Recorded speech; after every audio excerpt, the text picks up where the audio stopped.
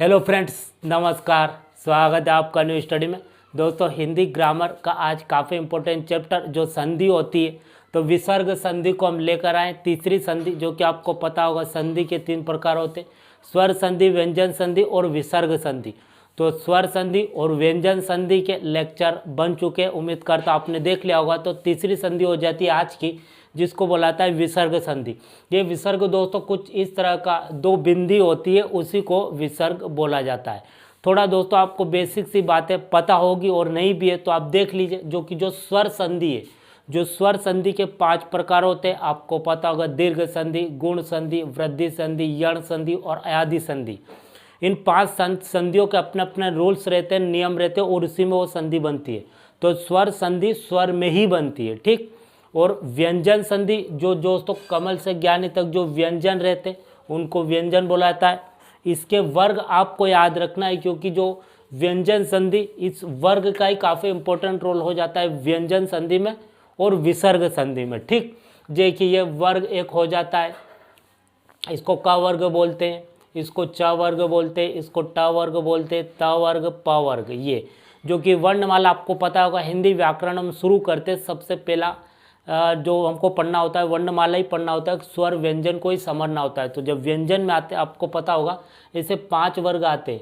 ये आपको ऐसा भी आता है कि कौन सा वर्ग किस से बोला जाता है, कंठ से कौन सा बोला जाता है, तालु से कौन सा बोला जाता है, ओष्ठ से, दंत से। दोस्तों इसका लेक्चर भी बना हुआ है, आप वो भी देख सकते हैं। फिलहाल हम विसर्ग संधि को देख रहे हैं।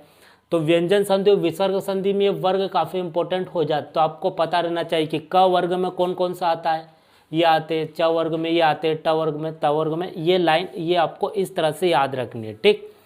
अब दोस्तों हम देखते हैं कि विसर्ग संधि, जो विसर्ग होता है 2 बिंदी कुछ इस तरह की रहती है, उसी को विसर्ग बोलते हैं। इसमें दोस्तों इसके भी कुछ पार्ट नहीं है, इसके कुछ नियम है। जिस तरह व्यंजन संधि के नियम होते हैं अलग अलग, उसी तरह विसर्ग संधि के भी नियम होते हैं। जैसे आज हम पढ़ेंगे ओ का नियम पढ़ेंगे विसर्ग संधि में, कि ओ का नियम क्या है। ये ओ दोस्तों ओ की मात्रा होगी, यहाँ पर ओ पूरा लिखना नहीं है। जो आपको पता होगा ओ की ऐसी मात्रा रहती है, ऐसी मात्रा कहाँ लगेगी वो और कैसे लगेगी और उससे शब्द की क्या बन जाएगा, उसको हम देखेंगे आज के इस लेक्चर में, ठीक। जो कि आपको पता होगा व्यंजन संधि के कुछ नियम हो जाते हैं, विसर्ग के भी। लेकिन जो स्वर संधि होती है उसके पार्ट रहते हैं, जो भी रूल्स है। तो संधियों के अलग अलग 5 पार्ट बने हुए हैं स्वर संधि के। लेकिन व्यंजन के और विसर्ग के कोई पार्ट नहीं है, बस इसको विसर्ग ही बोला जाता है, नियम अलग अलग आते हैं। तो आज ओ का नियम देखें विसर्ग संधि में। इसकी शर्त देख लेते हैं सबसे पहले कि शर्त क्या है। तो प्लस, जो कि संधि में प्लस ही काफ़ी इंपॉर्टेंट है। प्लस के उधर का एक शब्द आएगा और प्लस के इधर एक शब्द आएगा, ठीक। तो उस शब्द का आखिरी वर्ण और इस शब्द का पहला वर्ण, इन दोनों के बीच में ही संधि होती है, जो कि हमने हर संधि में हम पढ़ते हैं। देखिए प्लस के इधर विसर्ग होगा, तो विसर्ग होगा तभी तो विसर्ग संधि कहलाएगी। तो विसर्ग के उधर अ या आ होना चाहिए। क्या होना चाहिए? यहाँ पर प्लस होना चाहिए दोस्तों, और फिर उसके बाद विसर्ग होना चाहिए, और विसर्ग के बाद फिर यहाँ पर अ होना चाहिए या आ होना चाहिए, ठीक। ये तो एक शर्त हो गई, ठीक है, हो जाएगा। तो फिर प्लस के इधर फिर आते हैं तो किसी भी वर्ग का तीसरा, चौथा या 5वां वर्ण, मतलब ये वर्ग आपको नजर आ रहे हैं तो ये वाली लाइन आनी चाहिए, ये वाली या ये वाली। तो तीसरा, चौथा या 5वां वर्ण किसी भी वर्ग का चलेगा, और वह भी नहीं है तो य, र, ल, व, ह होना चाहिए। प्लस के इधर विसर्ग के पहले, विसर्ग के पूर्व अ या आ होना चाहिए, और प्लस के इधर अगर आए तो किसी वर्ग का तीसरा, चौथा या 5वां वर्ण। अगर वह नहीं है तो य, र, ल, व, ह भी होना चाहिए। और दोस्तों शुरू में आप ये पूरा चार्ट बनाइए, देख कर करिए, फिर आपको इंटरेस्ट आने लगेगा, इजी हो जाएगी संधि। जो कि मैंने पहले बताया था कि संधि को हम इस तरीके से पढ़ेंगे, संधि हमेशा के लिए क्लियर हो जाएगा।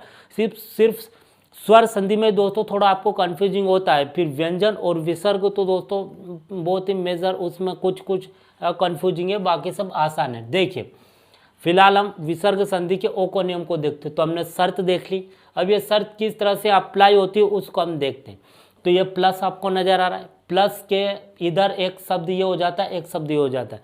विसर्ग संधि कैसे पहचानेंगे? यहाँ पर विसर्ग रहेगा। ठीक, अब देखिए क्या कहता है कि विसर्ग के पहले अ या अ होना चाहिए। तो आपको पता होगा जितने भी व्यंजन रहते हैं उसमें क्या रहता है? स्वर ही रहता है। अगर ये व्यंजन नहीं तो दोस्तों यहाँ पर हलंत होना चाहिए सब में, नीचे एक डंडा होना चाहिए, कुछ इस तरह का डंडा होगा तभी ये व्यंजन माने जाएंगे। अब इनमें डंडा नहीं है मतलब ये स्वर है। क्या है? स्वर, मतलब स्वर है मिला इनमें, व्यंजन है लेकिन इनमें स्वर ही मिला है। प्योर व्यंजन इनको नहीं कहा जा सकता। ठीक, अगर डंडा होता तो इनको दोस्तों क्या है कि प्योर व्यंजन कहा जाता।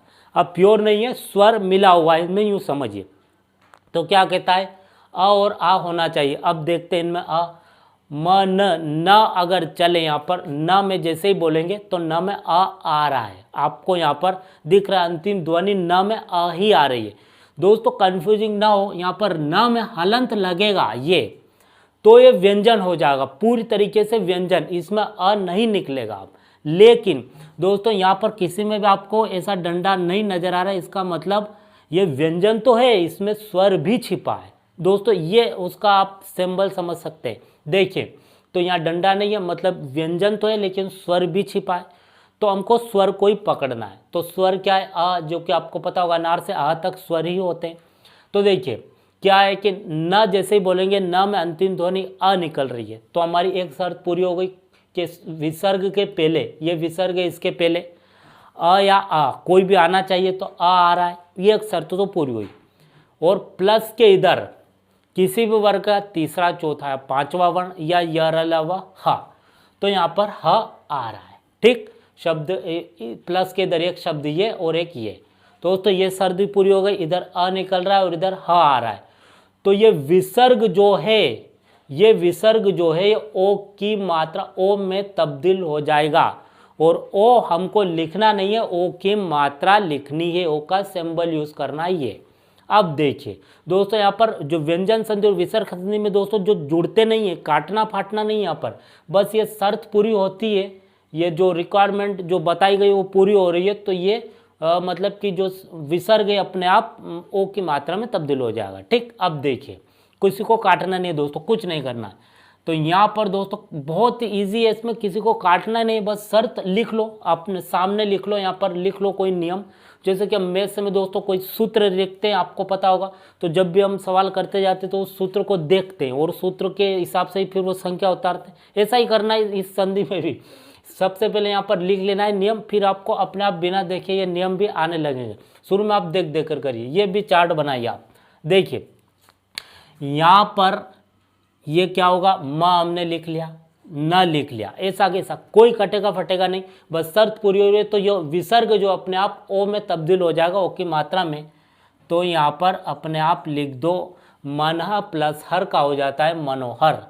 ठीक है, नहीं आया अब आ जाएगा। ठीक है, अब तो आ जाएगा। देखिए ध में जैसे ही देखते तो ध में क्या निकल रहा है? अ निकल रहा है। शर्त क्या कहती है कि प्लस के उधर और विसर्ग के पहले, मतलब यहाँ पर ध जैसे ही बोलेंगे ध में कौन सी अध्वनि निकल रही है? तो यहाँ पर अ है, एक शर्त पूरी हुई।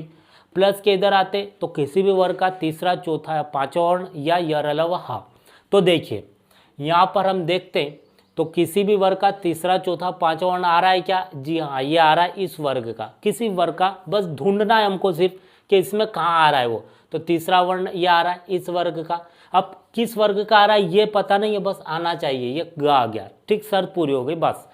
अब हमको क्या करना है, दोनों शर्त पूरी हो गई, इधर की, तो ये विसर्ग जो है ये ओ की ओ में तब्दील हो जाएगा, तो ओ की मात्रा में यूज करनी। ऐसा कैसा? ओ की मात्रा चढ़ा दो, बस सिंपल, विसर्ग को हटा दो। यहाँ पर अधो गति। ठीक, ये हो गया। अध प्लस गति का हो जाता है अधोगति। अब देखिए प्लस के इधर और विसर्ग के पहले प में अगर देखते तो अ और आ निकल रहा है क्या? जी हाँ, य जैसे ही बोलेंगे य में आ रहा है। ठीक, और प्लस के इधर आते तो किसी भी वर्ग का तीसरा, चौथा या पांचवा वर्ण होना चाहिए या य र ल व। तो ध यहाँ पर आ रहा है। अब ध देखें यहाँ पर कहाँ पर आ रहा है? तो जी हाँ, ये आ रहा है, यहाँ पर तीसरा वर्ण, चौथा वर्ण आ रहा है। तीसरा हो, चौथा हो या पांचवा हो, कोई फर्क नहीं पड़ता, तीसरा आ रहा है। ठीक है, शर्त पूरी हो गई। ये विसर्ग है, इसको ओ की मात्रा में बदल दो, यहाँ पर ओ चढ़ा दो, य में ओ लग जाएगा बस, प यो धर। सिंपल है ना, इजी है बहुत ही। मनह प्लस बर, अब आपको आसानी से आ ही गया होगा, ये प्लस है, विसर्ग पहले न में आ रहा है, अब जैसे ही आ रहा है ये शर्त पूरी हो गई, न जैसे ही बोलेंगे अंतिम पीछे आ ही तो आता है। जितने भी व्यंजन रहते हैं दोस्तों ये सब कमल से ज्ञानी तक इनमें विसर्ग स्वर ही आता है। अगर स्वर नहीं आएगा जब इनमें हलंत लगेगा तब दोस्तों यहाँ पर स्वर, इनके पीछे स्वर ही आएगा। ठीक, देखिए मन प्लस बल, और अब किसी भी वर्ग का तीसरा चौथा पांचवा वर्ण या यरलवा, तो ब आ रहा है। ब हम देखते हैं अब कहाँ आ रहा है, ब ये तीसरा वर्ण आ रहा है इस वर्ग का, किसी वर्ग का हो तीसरा आ रहा है। ठीक, तो शर्त पूरी हो गई। अब देखिए न को, ये विसर्ग को ओ की मात्रा में तब्दील कर दो, मनोहर। यहाँ दोस्तों दो बार मनोबल है यहाँ पर, है ना, मनोबल, यहाँ पर मनोबल आ जाएगा, यहाँ मनोहर था। मनः प्लस बल का हो जाता है बराबर मनोबल।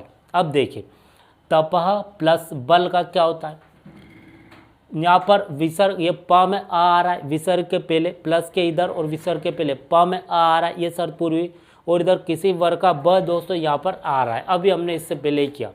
तो यहाँ पर विसर्ग है ओ की मात्रा में बदल जाएगा, तो हो जाएगा तपो बल। ठीक, क्लियर हुआ।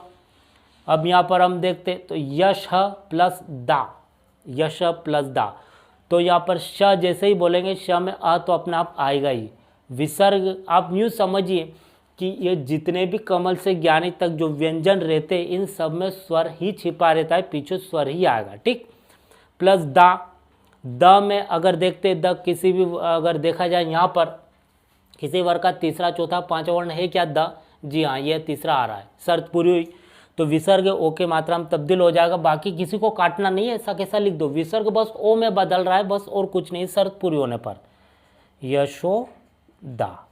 सिंपल, ये हो गया दोस्तों, कुछ नहीं, विसर्ग ओ की मात्रा में तब्दील हो गया। तो दोस्तों ये हमने विसर्ग का आज नियम देखा, ओ का नियम, किस तरह जो विसर्ग है वो ओ की मात्रा में तब्दील होता है, प्लस के उधर और प्लस के इधर जो शर्त लिखी है ये उसको पूरी हो जाने पर। दोस्तों सूत्र काफ़ी इंपॉर्टेंट आपको याद होना चाहिए, जिस तरह मैथ्स में गणित में सूत्र होता है उस तरह पहले आप सूत्र को लिखें और फिर आप ये चार्ट भी बनाएं और देख देख कर करें, फिर आपको इजी लगने लगेगा, अपने आप इंटरेस्ट आने लगेगा संधि में। ठीक दोस्तों, ये मतलब विसर्ग संधि का ओ का नियम हो जाता है। इसके बाद में जो आने वाले नियम है उसको भी हम देखें। तो आज के लिए इतना ही, थैंक यू।